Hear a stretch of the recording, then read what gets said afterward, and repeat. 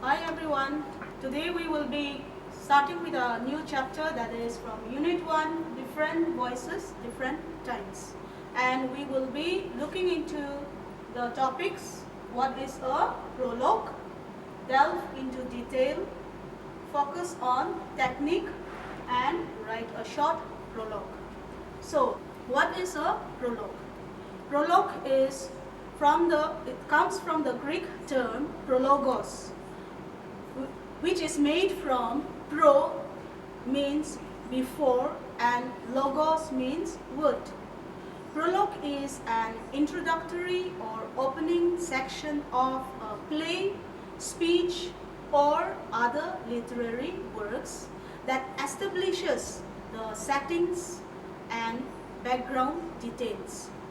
It explains the characters and the past events. It gives a summary to the audience. If you look at the prologue of the River Singers in page 7, you will get to understand or get an idea of what a prologue is. Let us come to the second topic, delve into detail. When we are reading a prologue, we need to look for clues.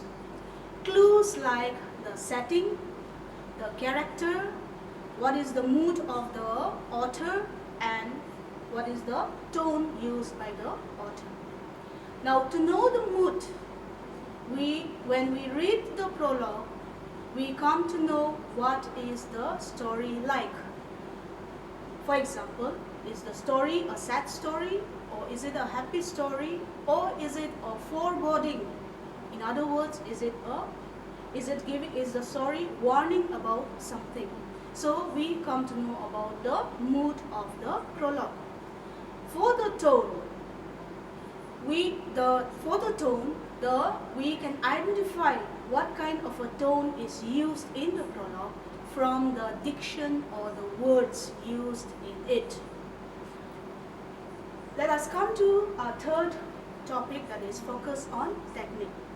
And in the technique, we will be looking into the first one, identify narrative voice.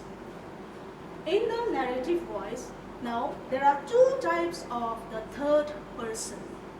The first one, the third person, is the narrator tells the story from the outside and is not a part of the story.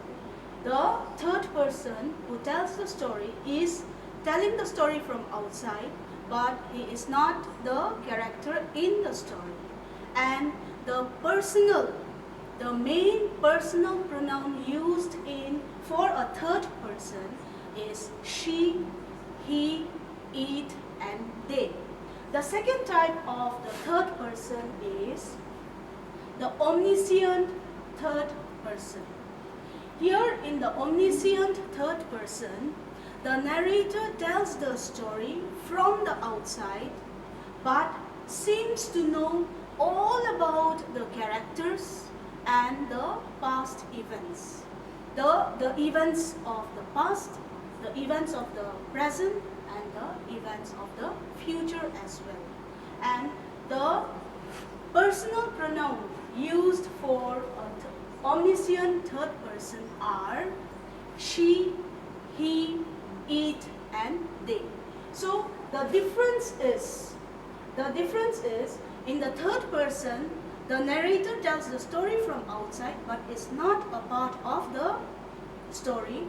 Here, the omniscient third person is a narrator who tells the story from the outside but seems to know everything about the character and the events in the story. Now, the second technique that we see in the focus on technique, the second technique that we see in a prologue is the use of repetition of words.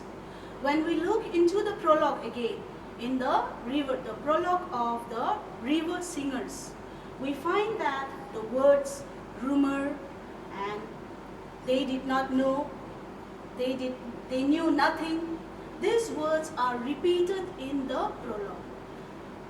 The use of this repetition of words are used to give an effect to the prologue. So, use of repetition of words. Now, coming to the third use of tense. In a prologue, we use the past tense. But we also use the conditional and the present tense when we are going to write about a warning.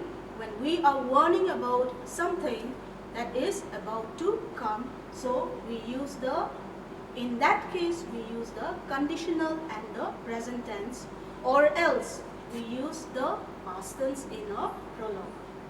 Now let us see our fourth point, that is write a short prologue. Now before you start writing a prologue, first practice to maintain a journal. Practice to maintain and write a journal. Keep maintaining that, and to write a journal, the tips are given in the PPT. Now once you learn how to maintain or how to write a journal, then you take a blurb. Take the blurb from a story and try to write a prologue of that story. And the tips for writing a prologue is also given in the PPT, but I will be adding some more tips for you to write a short prologue. And those are, when you write the prologue, try to write it in the third person narrative. Write it in the third person narrative and try to write it in 3 paragraphs. In the first paragraph, introduce the gist of the story. Introduce in brief the summary of the story. In the second stanza, add more details with few hints. And in the third paragraph, make predictions or give warnings about what is to come. So, today we have seen what a prologue is, what clues we are to find in a prologue, the techniques used for a prologue, and how to write a prologue. This is all for today. We will continue our next topic in our next class. Until then, take care, stay safe.